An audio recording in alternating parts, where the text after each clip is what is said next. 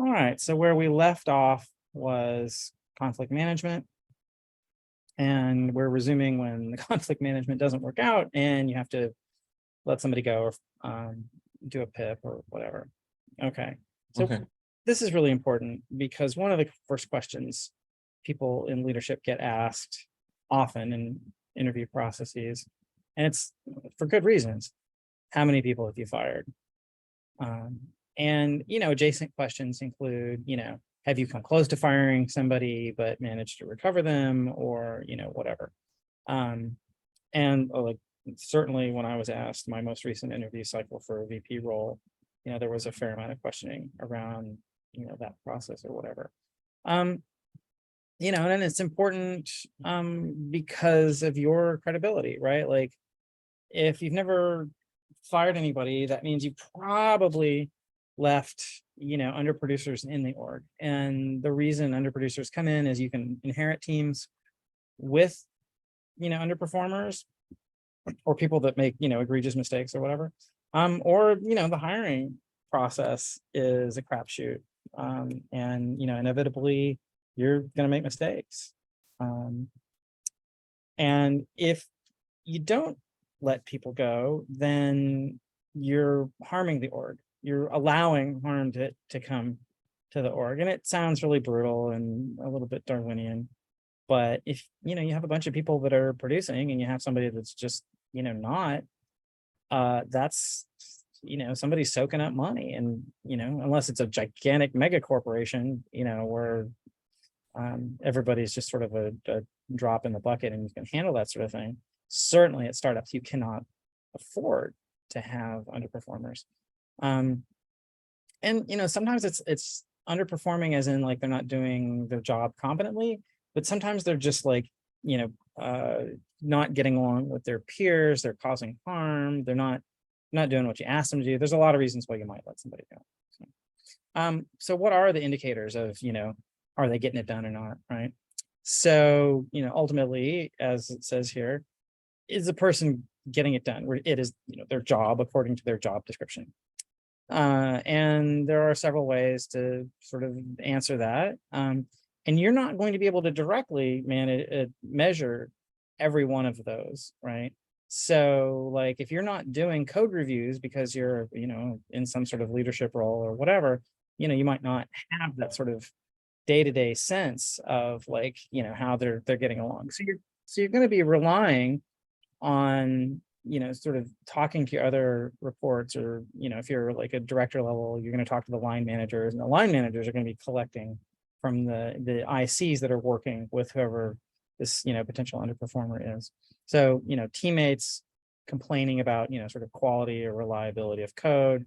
General flakiness is a really bad sign, late to meetings, late with deliverables. If there's, bad team dynamics, where they're criticizing people unfairly, the feedback that they are giving is unkind. It might be true, but it needs to be delivered in a mature fashion that can be received.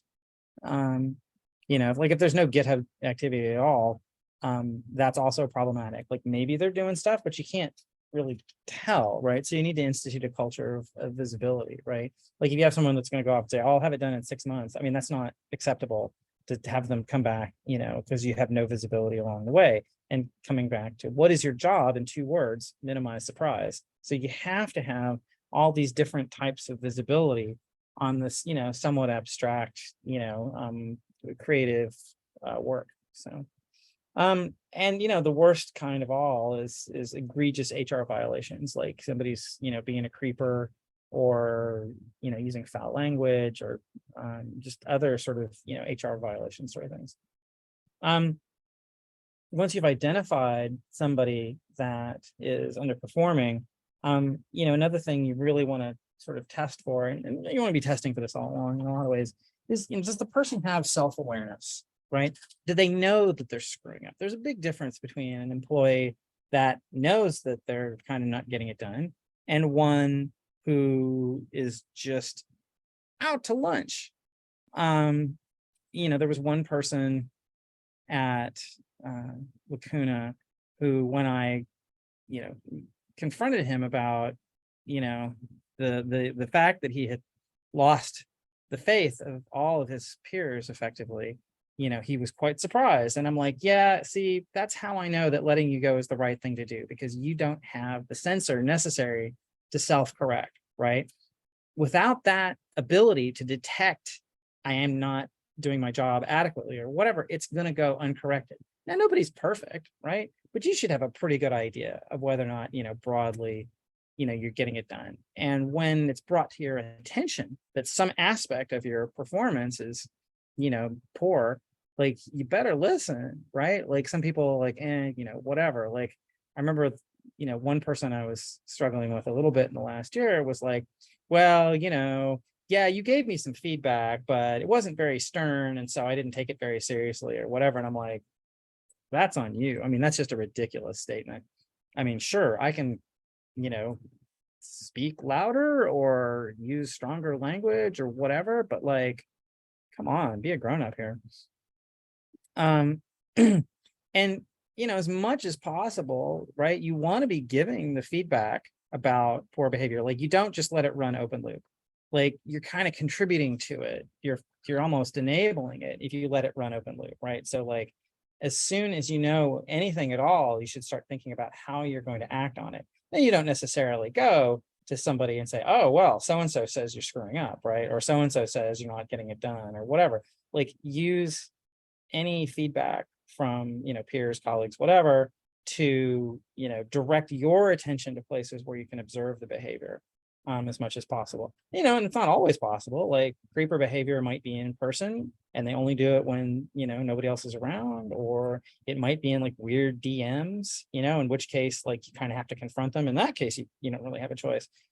At Locomotion / Zipcar, there was someone who was like sending wildly inappropriate messages to 3 other women in the office. And, each of them were reluctant to say anything. They just was like, oh, he's just a little weird, that's all. But in the problem with them not saying anything to literally anybody was that it had to get really bad. I think if they had been discussing amongst themselves, they'd been willing to say, this doesn't smell right. Now, admittedly, in that case, they weren't the person's boss, but I was frustrated because none of them brought this stuff to me. They're like, well, if he's just being kind of a weirdo, if he's just sort of, socially maladapted or whatever, we're just going to let it slide. But I'm like, yeah, no, don't do that. Right. So, not only do you have to be sort of on the lookout and be receptive to sort of indicators that things aren't going well in one axis or another, but you kind of need to encourage your team to feel free to speak up. And, what I said to the 3 women at Locomotion who didn't come forward, I said, okay, like, literally, if anything comes like this in the future, you really need to tell me, because you and the other 2 were all doing this in isolation. Do you think that, like, if there had been any sort of discussion about this, like, or if you'd all quietly brought it to me and I had been able to hook you all together, like, the minute you knew somebody else was involved, you would have been like, okay, this has gone from a yellow flag to a red flag. And they're like, oh, yeah, no, that's true. So, you're not trying to make a police state where everybody's ratting on each other, right? Like, you have to have some judgment on this. You don't want to create an environment of fear where you can't say anything for fear of, concern of being, ratted out or what have you. But I mean, there's always a balance to be struck. And this is one of the things that the recurring theme in leadership is that there's not a lot of like hard and fast absolutes, beyond things like egregious HR violations. There's sort of a touch, a taste, a finger on the throttle. You don't want to underdo it, you don't want to overdo it. And this is one of those things. Like, you need to know what's going on in the org without turning everybody into a tattletale. So the moment you have like any sort of inkling of that something's going on, bring that to your manager, because again, minimize surprise. And while you're at it, document everything, right? Like, and this should come out of various different forums, right? Like, if someone DMs you, they're like, oh, this is a problem, put it in your notebook. If you're in a one-on-one and somebody says, hey, I'm struggling with this thing, put it in your notebook, right? Because various states have different laws protecting employment. Now a lot of places are at will and you can allegedly fire people at any time for any reason. But we all know that that's, comes with a big fat asterisk, right? Because there's all sorts of worker protection laws and whatever, which are, add complexity, but or I think at the end of the day are good. You can't fire somebody for being in a particular class or whatever. So you need to establish that if you are going to let somebody go, even though you're not absolutely required to show cause, it's much better if you have cause. But it's also much better when you sort of confront the person and say, look, here's what I'm working from, right? Now, maybe you don't show them every detail. You certainly don't show them, where you got everything that you got. And ideally, what you're working from is largely direct observation, right? If, for example, somebody is misbehaving consistently in a weekly meeting that's, mostly ICs or something, right? Like if you find out about that, you might start dropping in unannounced from time to time. Just say, hey, I'm just, coming to check in or whatever. You don't have to make a big deal of it. You definitely don't say, oh, I'm here to watch so-and-so for, sketch behavior. But you give yourself opportunities, whether, online or in person, to observe, whatever it is. And that's less useful for like coding or whatever. That's more for the social side of things. So, and, I definitely have seen other people reluctant to fire people. This was a problem with Mate. Mate didn't want to like act on the fact that, Geo was super underperforming because, Mate was embarrassed that, he had hired, Geo and he thought that it would make him look bad if he fired him. And it actually, it makes you look worse if you don't. No, really, like you've got a certain number of outs in terms of like, everybody knows hiring is a crapshoot. Like that should be an understood, a shared understanding among the leadership team is that, you do your best and sometimes people got to go because there's only so much you can figure out from an interview. So, it's way better to correct a mistake than to cover it up. I don't really go into pip details here. I'm going to add a little, to do pip. So broadly, then the jargon varies from place to place, but I think most people understand that pip is a performance improvement plan. And that's a sort of a shape up or ship out moment. And usually by the time you get to a pip, you're basically just giving somebody, time to go find another job. Sometimes a pip is genuinely like, no, really, if you meet these conditions, then you can get out of the doghouse. And, it's kind of a tough judgment call, which one you should deploy. And that's something you're going to want to consult, with your boss at some level. You're going to want to show like how you're thinking about it. And you should agree with your boss ahead of time. Okay, this is a recovery pip or a flush pip. And usually it's pretty obvious because if you put like a bunch of just like ridiculous conditions on it, then it's pretty clearly a flush pip. Like, oh, you must be in the office every day at exactly 8 a.m. or you're fired. This is dumb stuff like that, which, you could do, but it's basically at that point, it's less about making the person jump through hoops and more about the signaling. I've never seen a case where, someone that we really wanted to flush got a pip that they didn't, get the memo and, walked. And sometimes when you give a pip, it can come with like, well, you can do the pip, or you can take this severance package and just leave. And that's a company to company thing, and it's something you'd have to negotiate with HR and possibly all the way up to like the VP level or whatever.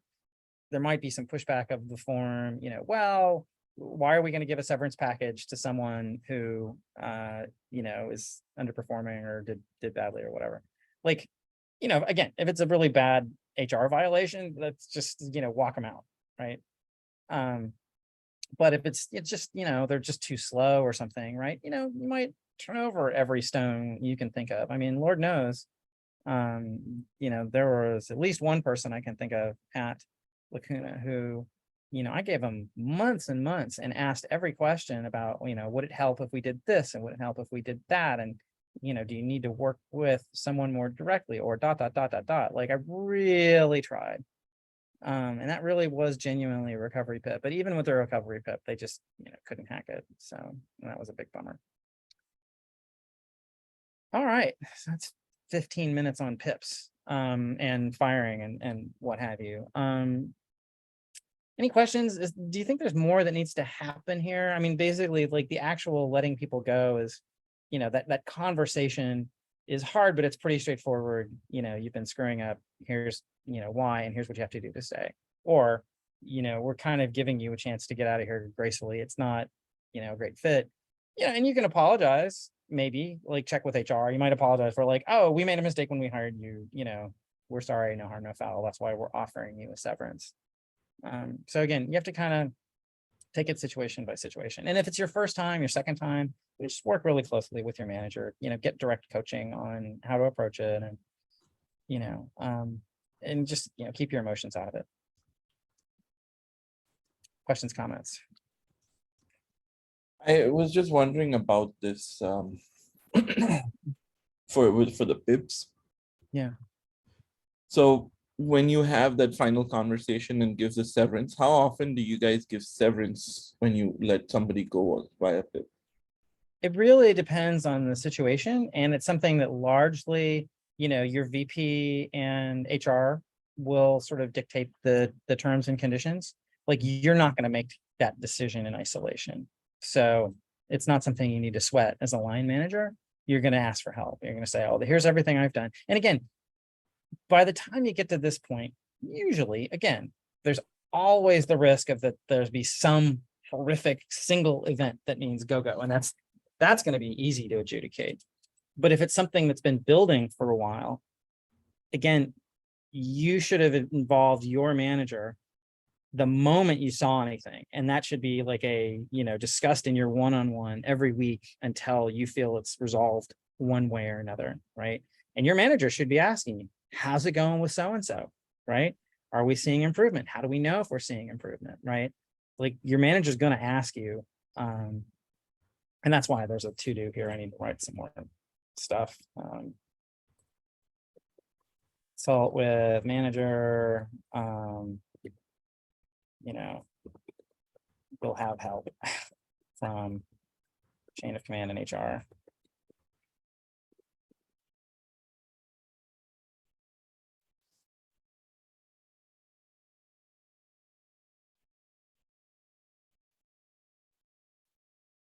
All right, does that answer?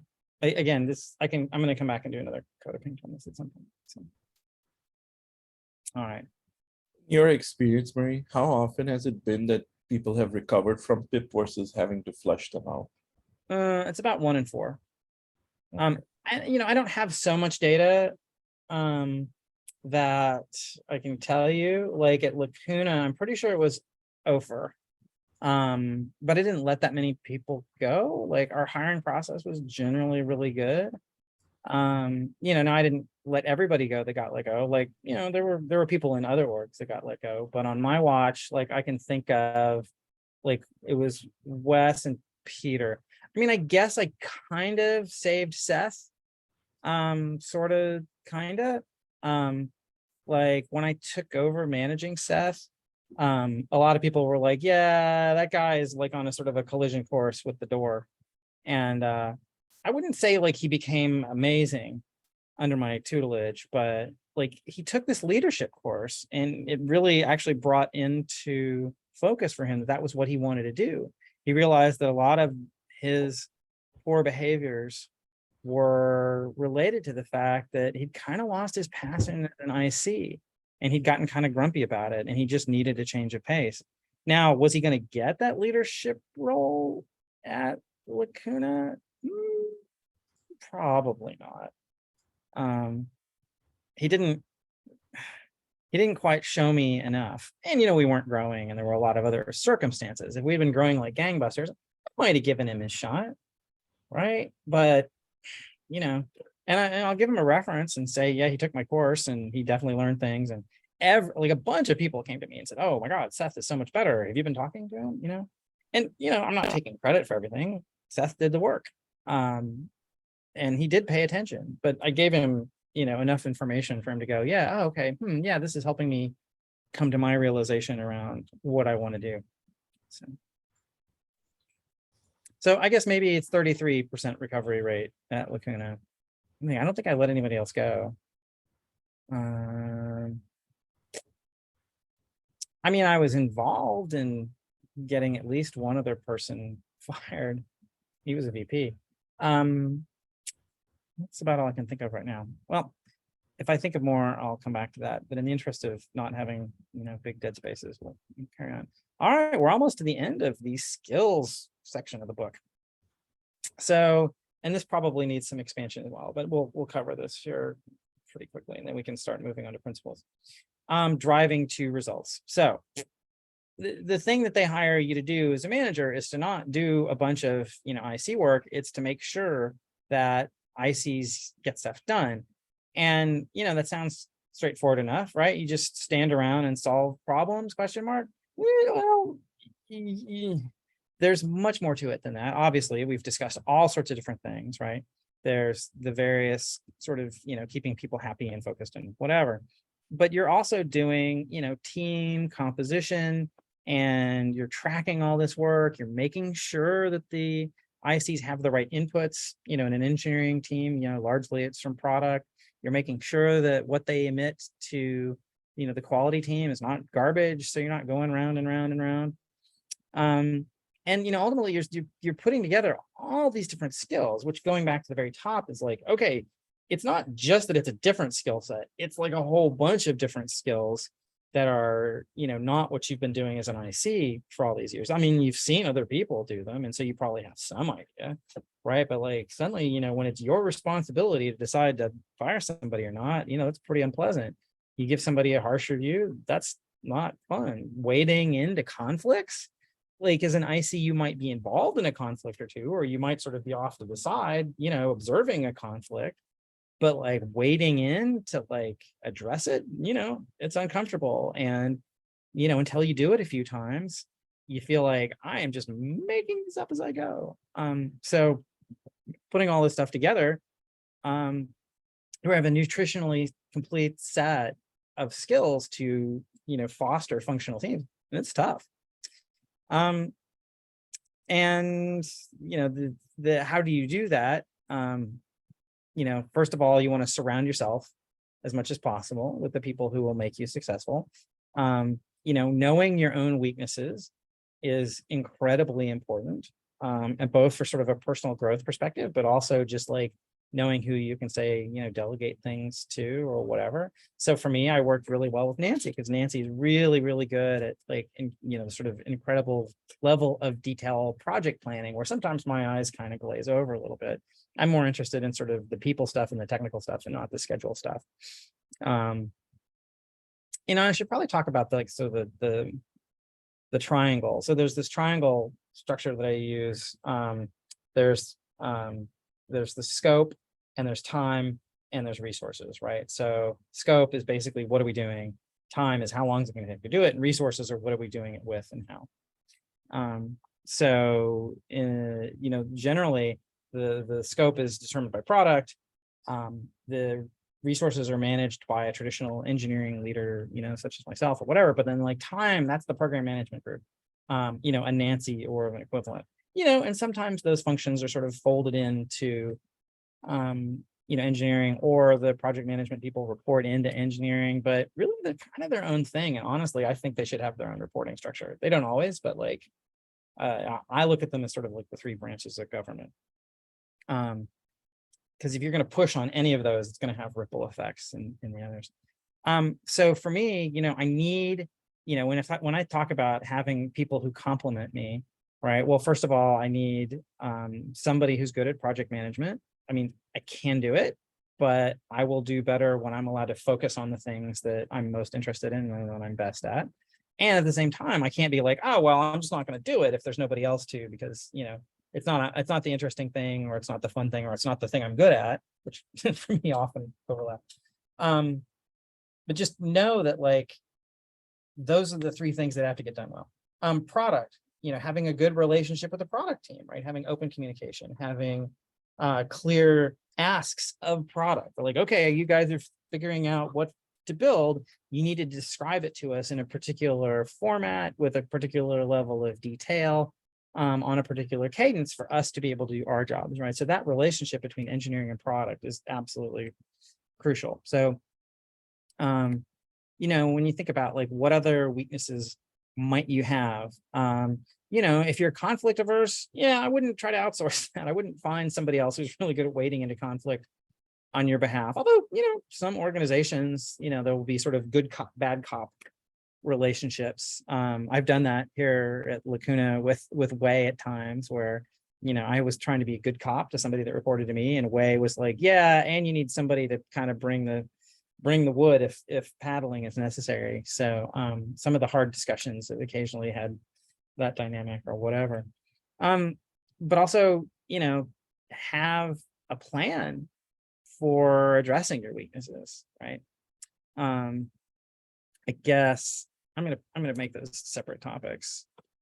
You know, I didn't and have a plan to address them. Compliment. No, it's not that kind of compliment. And you know, you're constantly again using the one-on-ones that you have as a venue for feedback, right? You want feedback from every direction, you know, to the extent it's appropriate. Like you're not going to have a one-on-one with everybody in the company, but you're definitely having them with your reports. You're likely, and you should have them with skip level one-on-ones, and that works both directions, right? So, you know, I had skip level one-on-ones with, well, Way had skip level one-on-ones with my ICs pretty frequently, but I had a skip level one-on-one where I would talk to Don. And on the rare instance where I was having some sort of issue with Way, you know, I could say, well, I don't know how to tell Way this, but, you know, are you seeing what I'm seeing, Don, that she, you know, doesn't do this, or she does too much of that or whatever, right? Like that's super useful. And I really like 360s, like not, you know, every quarter, but like, you know, our 360 process I thought was pretty good. I think probably when I did it, we probably should have used more than like 5 or 6 people, but there's a limit on how much an additional person is going to add. So you have to find that balance. So you're looking for diversity there.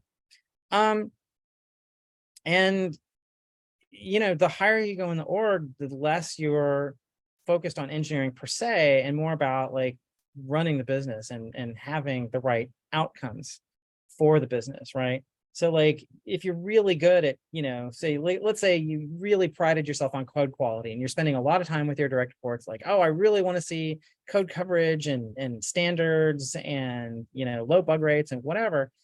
If you're focusing on that because you're good at it and you're letting, say, relationships fester, or you're not working on new features as much as you could, you know, like you have to be able to like accumulate some tech debt at times if that's what the business needs. Like if new features are like priority one, you know, you work with QA, but like you don't like refactor and you know, re-architect and everything else, because that's not necessarily gonna enable the business to survive.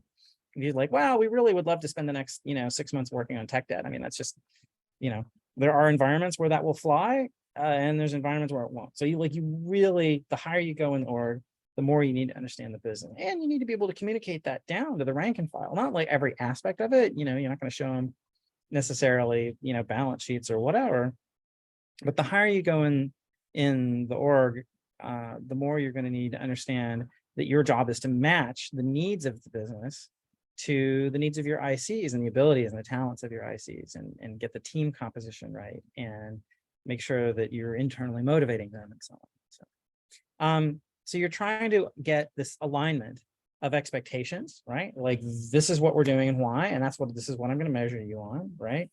Like I'm not going to measure lines of code because that's stupid, but I am going to measure, you know, feature development or tickets processed or whatever. I'm going to measure how well you're, you know, estimating so that we have visibility, you know, whatever the important thing is. And sometimes, you know, in the interest of either speed or quality, you might like really tilt one way or another that isn't as comfortable, right? Sometimes you're going to have to make the choice to incur tech debt in all likelihood, and just, you know, because that's what you need to be able to get that next feature out the door that the customers are all like, you know, waiting on, the thing that's holding up the next round of POs or whatever it is. Or, you know, in an environment where like you absolutely cannot skimp on quality, yeah, you might emphasize code quality, code coverage, coding standards over feature development. Again, it depends. And it's your job to understand what's going to drive the business, because without the business, we ain't getting paid. Alignment of goals. So goals is like, what are the deliverables? What are the things that we're going to accomplish? And, you want to break that down as much as possible. You know, be like, okay, well, in 6 months, we need to ship a thing. And then we're just going to kick back for the next 6 months and hope that in 6 months we have the thing. Like, you have to have intermediate goals. You have to have a sense that you're marching towards things, and you should, celebrate them, but you should also just be really clear on what they are. Because if people don't know what the goals are, then they're not going to know how to prioritize themselves. And you're not going to be prioritizing every single freaking keystroke, every hour, how they spend their day. You need to give ICs enough information to know how to exercise their own agency, their own autonomy, and their own judgment. So, and, alignment of values, I think, is also really important. That, we're going to work really hard, but we're not doing it at the expenses of our health or of our family or of our ethics. And we're not going to make unethical decisions, because that's a good way to get people run out of the company. Like, if people are presented, for example, with something that they just outright refuse to do, then they're going to walk, and that's going to be really uncomfortable for sort of everybody involved. So they're leaving with their tribal knowledge. They might not have another job lined up, and so on and so forth. Don't put people, enough about your team that you're not going to put them in a position where they're having to make some, unmakeable choice. And that's sort of like human values, ethics, but also just sort of where people are coming at, right? Like, if someone comes in and says, yeah, I've got a 6-month-old and I'm not working more than 40 hours a week, right? I'm not going to turn around and tell them, right, you have to be here 80 hours this week and tough shit about having a kid. I'm just not. Like, and you might find yourself in places where the board says, no, you're gonna tell them that, and if they can't do the job, you're gonna have to let them go. If you have direct orders to do that, personally, I would start looking for another job. But in the meantime, I would follow those orders. But also, I want to find a place, even if like values aren't first and foremost what you're thinking about every day, I think these things are important. And to wrap all this up, a relatively small team of aligned people are way more productive than a big team going, sort of all different directions and having to solve integration problems later and quality problems later and communication and documentation, all that stuff, right? The more alignment you have, the better. And again, alignment of at least those 3 different categories, but there's probably more. All right. Thoughts, questions about driving to results? All right. Oh, go ahead. Okay. All right. Big breath. And we're talking about principles. And there's not like a super hard and fast line between skills and principles. And I'm not sure that putting principles after skills is really the right thing to do. But this is how things sort of shook out for me. And this is like sort of less about like the nuts and bolts of how you crank through your roles and responsibilities on a daily, weekly, quarterly basis. This is about what's the framework in which you are operating, which you are seeing, in which you are considering things. And I had a really great speech, I thought, at one point, that skills are the bricks and principles are the mortar, that you can, build a building, with bricks and not mortar, but it's going to fall apart. You can't really do anything without the bricks. So I wish I had a copy or a recording of that speech, but I don't. So if I figure that out, I'll come back to it. All right. So surface area. This is one of the concepts that it needs to be sort of held in your mind when you take that first leadership job. When you're an IC, you basically have surface area. You have daily contact with, your coworkers, sure, but like which coworkers? Well, the ones broadly you're receiving inputs from, maybe 1 or 2 people in product and the people that you're handing them to. Now, it might be 2 or 3 people working on a team, collaborating really closely. And so that's sort of, the little nodule that's like taking the inputs, processing the inputs and emitting them. And then you've got, maybe somebody in quality, and maybe you're in a blue moon, you might have contact with, say, customer success or something when you're doing, third tier support. But you stop being a leaf node when you become a manager. Now you've not just got the managing up, right? And maybe managing a little bit laterally, but you've got this whole managing down. And it's not just like a little bit of managing down, it's actually mostly what you're going to be doing. Because probably you've got more direct reports than you have bosses. Hopefully you only have the one boss, as long as, in sane environments. Some cases with matrix management, it gets more complicated than that. But ultimately, I think it's just psychotic when you don't have like the one person that's ultimately responsible for your, prioritizing the work. And you have some number of peers. You're going to have, your other peers who are in adjacent teams that are also line managers with you, whether those are other engineering managers, product line managers, or, quality line managers. Again, like, yeah, you're going to be talking to them, you're going to be supporting them, and you're going to be doing your best to understand, their needs and concerns or whatever. But first and foremost is this, managing down. The thing is, you can't manage down to the exclusion of those other things. You cannot pretend that those other things are somehow lesser relationships. You might not put as much time into them, they might be as much on fire, but they're very important. And especially managing up, right? Like managing up probably becomes the most important thing. You've got a boss, and the boss is a director or a VP, and you need to create the conditions where they can be successful, right? And again, coming back to, minimizing surprise, right? Like you're going to be keeping in touch with them at all times. And also you need to do that because your work is less tangible, right? Like, again, we go back to that. One of the initial challenges of going into leadership is you go from like, okay, I know what I made this week. I made these lines of code or these functions, or I fixed that bug or whatever, right? Like there's a pretty, it's software, it's abstract, but your output in terms of pull requests or features, fixes, whatever, is more tangible than what you're doing as a manager. And it's just the way it's always felt to me. So you have to be demonstrating that all those different skills are being exercised judiciously, effectively, no more than necessary, right? Like you're not having a bunch of meetings just to like show off that you have something to do or whatever. You can't be like making work up, because, people will see through that, by and large. But when we're talking about surface area, one thing, this is where I really wish I had a whiteboard to work with. When you have, a hierarchical-ish org, yeah, we're all people or whatever, but there is a couple of basic principles. You can certainly always manage down. Got it, right? Like you're telling your direct reports what to do. That is your formal authority. Managing up is influencing your boss to do things and whatever, but that's also a really clear case of like, that's a thing that we all understand that we do, that you manage your boss to a certain degree by putting information in front of them that they have asked for, or that you think they can use, or that's just part of your job or whatever.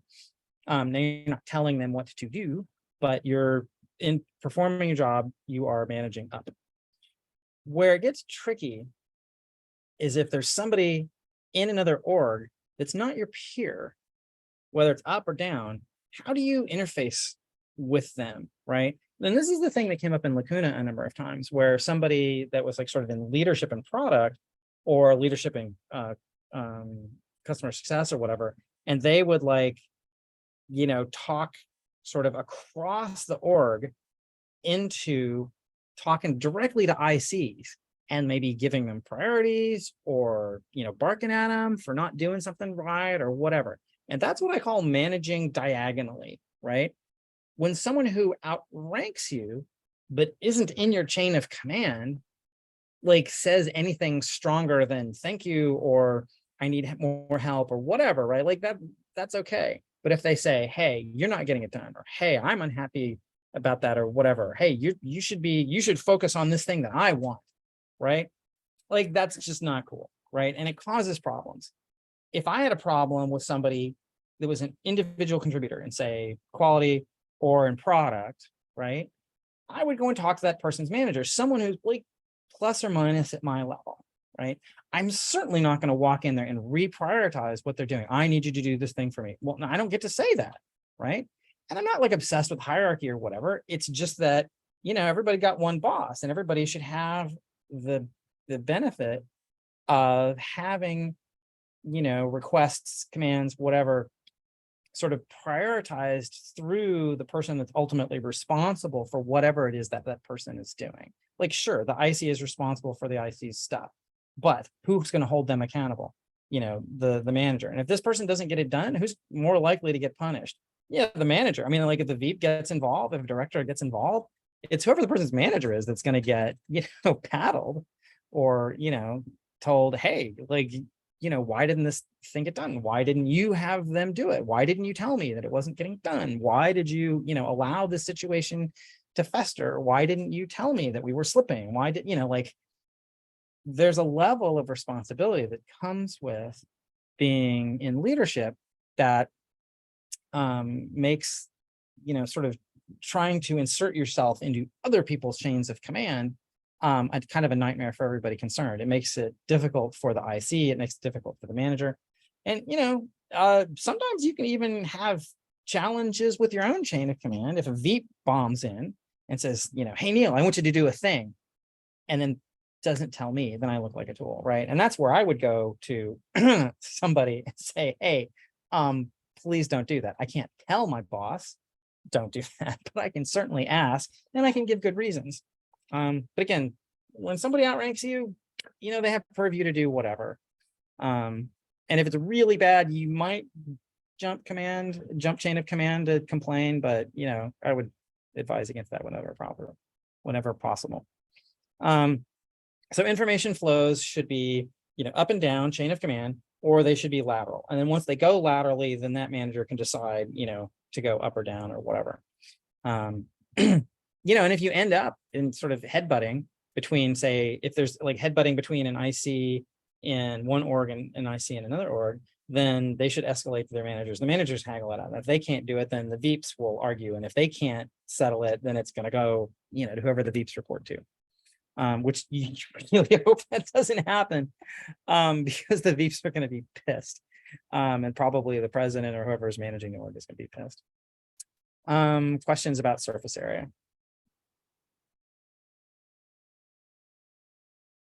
All right, I'm going to try to get through point 33 here.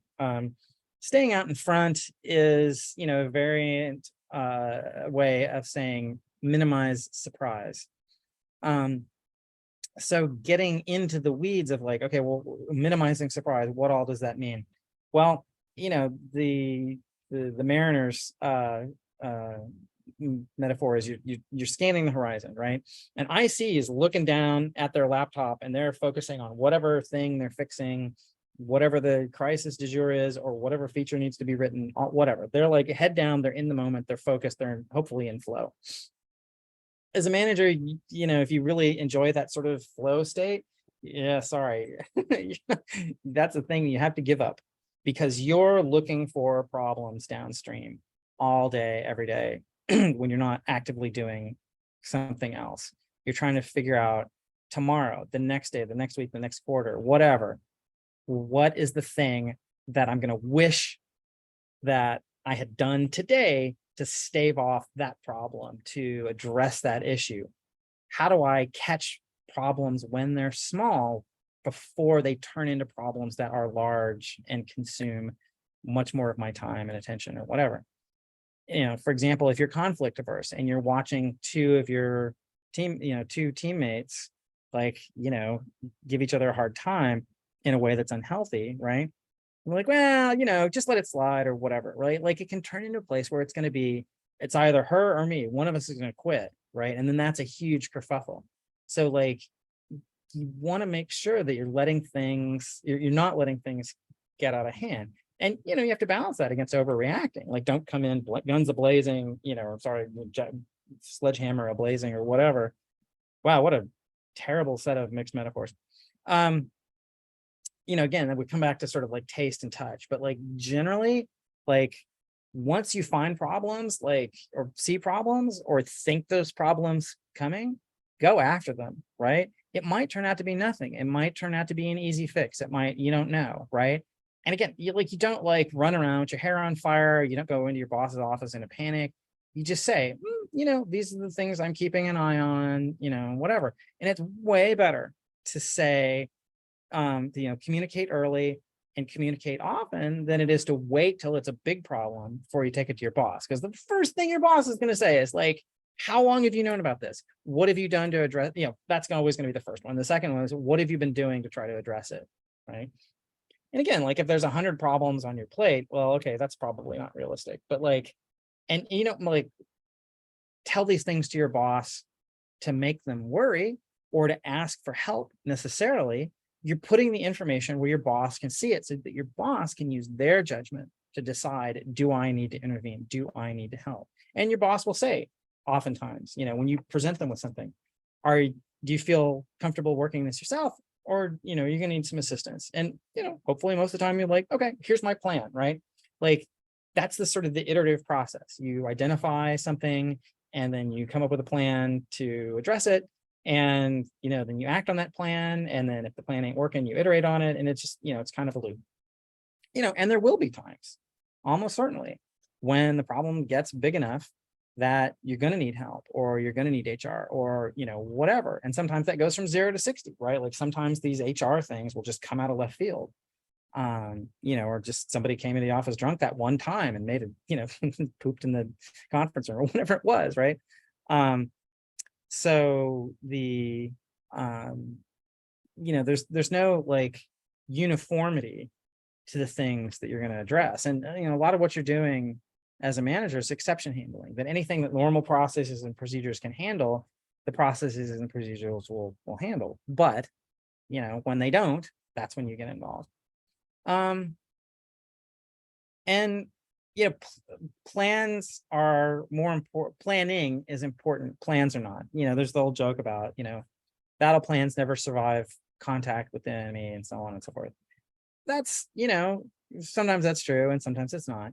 But the point is that like, when you see maybe something coming, what are you doing? Right? Because if there's something coming your way, right? This is why, there's all sorts of training, in the military, why police train, why firemen train or whatever, right? It's not like you show up and there's a problem and you're like, I wonder what I'm going to do about this. Well, I could try this or I could try that. Like you should come up with a, first plan, second plan, third plan, and have these sort of, you don't have to like write it all down and you don't have to, map it all out on the whiteboard or whatever, but like you should be in a position where if your boss asks you, oh, so-and-so and so-and-so are fighting, what are you going to do about it?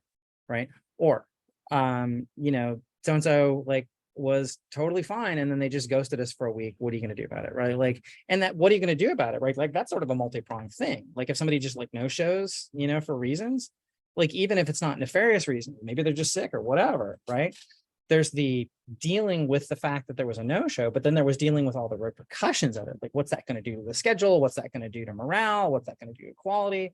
Right? Like things have ripple effects. Events have ripple effects. So you've got to be thinking in terms of like, well, we're not going to, sometimes you just, eat those ripple effects because there's not much you can do about it. But you're going to want to have as many options as you can and look like you're as prepared, not look like you're prepared. You want to be as prepared as possible. So like think about plans and fallback plans and so on and so forth. And be doing this while everything else is going on. So I think this is a good place to stop. Questions about staying out in front? Nope. All right, so today is 8 August. All right. Thanks, everyone. We'll keep doing this. I'll get this recording up before too long. And I definitely appreciate just being an audience for me. So, Thank you. you bet.